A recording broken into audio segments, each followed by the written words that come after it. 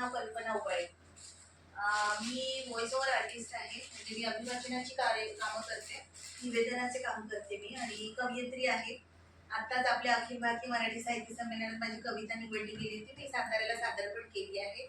Open माईकमध्ये पण माझे कार्यक्रम होतात आणि कवी संमेलन आयोजित करत असते, कविता सांगत असते आणि अभिवाचनाचे कार्यक्रम माझे रोजच असतात. सोमवार मंगळवार बुधवार मी NGO मध्ये काम करते, स्वयंसिद्धा फाउंडेशनमध्ये.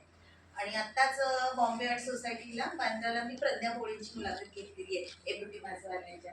तर अशी कार्यक्रम मी करत असते आणि प्लस मला ना लिप्पन आर्ट करायचं आवडतं. लिप्पन आर्टची कामं करते आणि कागदी फुलं असतात ना ती पण मी बनवते.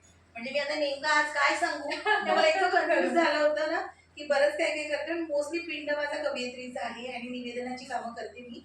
ही काही फुलं आहेत जी मी स्वतः बनवलेली आहे, पेपरची वगैरे असे मी हे बनवते स्वतः. हे माझं लिप्पन आर्टचं वर्क आहे, हे मी स्वतः केलेलं आहे.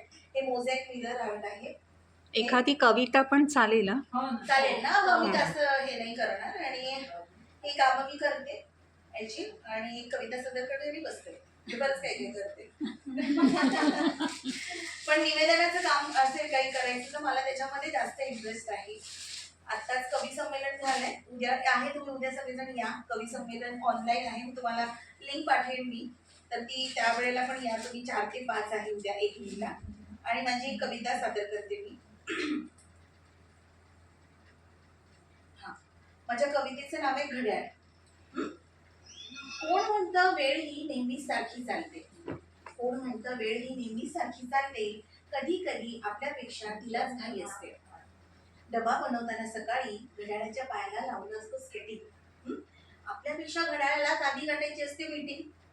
घड्याळाची आमची अशी रोज चालू असते स्पर्धा, पण या स्पर्धेतला विजेता घड्याळच असतो सर्वदा.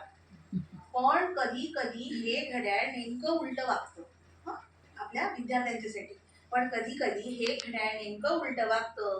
तासभर तरी अभ्यास केला असं वाटतं ना, हे बेट 5 मिनिटं पुढे धावतं. 2-4च रील्स बघावे, 2-4च रील्स बघावे म्हणून हाती घ्यावा मोबाईल, तर कशी पटकन बघा दुपारची संध्याकाळच होऊन जाईल. काय करावं या घड्याळापुढे काहीच इलाज चालत नसतो. हा बेटा जिथे तिथे आपली फजितीच करायला टाकलेला असतो. नावडीच्या कामांमध्ये वेळ पुढे सरकतच नाही आणि आवडीच्या कामांना वेळ कसा पुरतच नाही. नंतर करू नंतर पाहू म्हणून निघण्याचीच किंवा येते वेळ. नंतर करू नंतर पाहू म्हणून निघण्याचीच किंवा येते वेळ. तेव्हा मात्र वाटत राहतं काय हा नियतीचा खेळ.